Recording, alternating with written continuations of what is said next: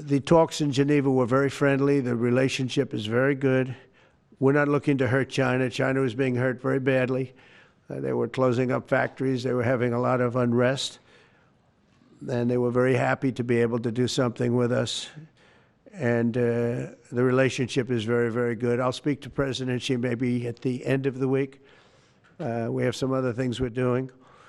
But one of the biggest things that we're doing, and I don't know if people realize this, but we made a great deal with China, a great trade deal, but it was a much bigger deal originally, and then they canceled it right in the last day.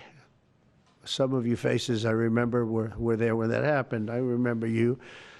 And we had a deal where they opened up their country to trade with the United States, and they took that away at the last moment, and then I canceled the whole thing, and then 6 months later we ended up doing a smaller deal, but it was a big deal. It was $50 billion worth of product that they were going to purchase from our farmers, et cetera. And we agreed to that. People thought it was 15 because they were doing 15. We made it 50 because I misunderstood the 15. I said, you got to get 50. Because when I asked, if you remember the story, when I asked, what are we doing with them? My Secretary of Agriculture at the time, Sonny Perdue, said, sir, it's about 15 billion and we're asking for 15. And I thought he said 50. So I said, so they came back with a deal at 15. And I said, no way, I want 50. Because you said 50. They said, sir, we didn't say that. Anyway, bottom line, I said, go back and ask for 50, and they gave us 50. And they were honoring the deal. And we would call them up a lot for the corn and for the wheat and for everything. They were honoring the deal. And then when Biden got in, they no longer honored the deal. There was nobody to call. I would call on an average of once every 2 weeks to say, come on, you have to speed it up a little bit. And our farmers were doing great. I said to them, buy more land and bigger tractors, if you remember. That's what happened. But the deal was a very good deal. But the best part of the deal was that we opened up China. China agreed to open itself up to American business to go in. And it would have been a great thing, I think, for China. They would be able to see things that they haven't seen. They would be able to buy products that they had never been able to buy. Would have been great for American business. I think it would have brought unity between China, better unity between China and the United States. And the bottom line is that they canceled it the last day. We were all set to sign it, and then I went a little bit angry. I got a little angry. I said, they canceled the deal. The deal was done.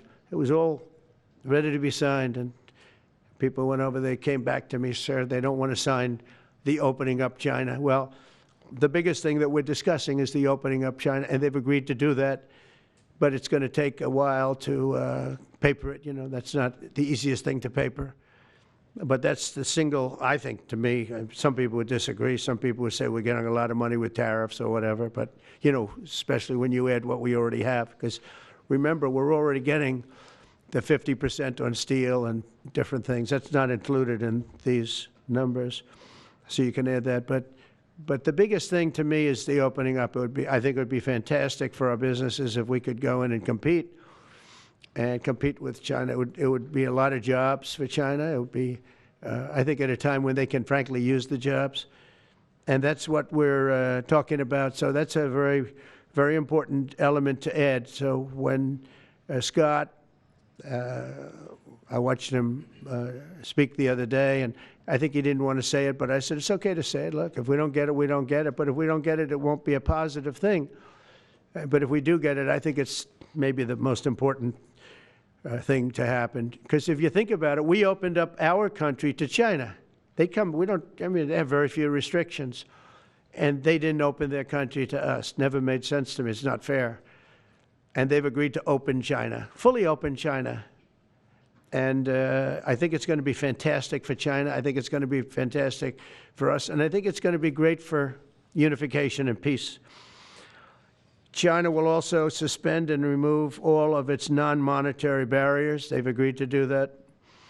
Well, they're very numerous. But again, to me, the biggest thing that came out of that meeting is they've agreed. Now, we have to get it papered, but they've agreed to open up China. I'd like to go back to China just for a second. They're very heavy on the fentanyl. We're charging them, as you know, 20% for the fact that they send fentanyl into our country, and they've agreed that they're going to stop that. And they'll be rewarded by not having to pay hundreds of billions of dollars in tariffs. So the fentanyl should stop. It comes from China. It's amazing. And comes through our southern border, comes through our northern border too, comes through Canada, and comes through our southern border, much more through the southern border. But so that's a very important subject to me, because everybody in this room has lost friends or people that have family members that have died of fentanyl. So there's a big incentive for China to stop, and I take them at their word. They're going to work on that, I think, very hard. And one thing, when they work on something, they get it done.